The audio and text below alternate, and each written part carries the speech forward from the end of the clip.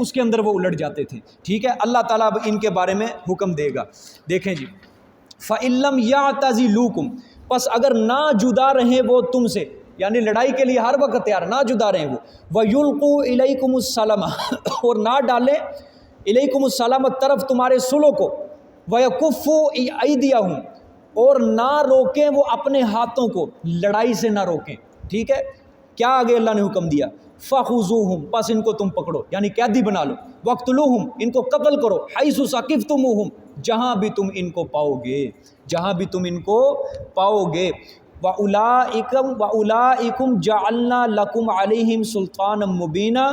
اور یہ لوگ کیا ہم نے واسطے تمہارے اوپر ان کے سند صاف، یعنی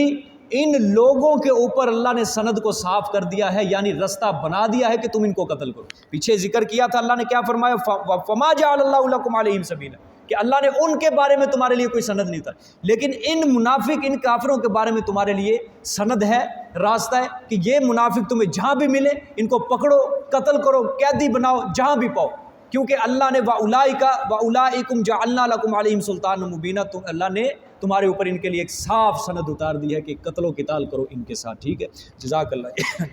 صدق اللہ۔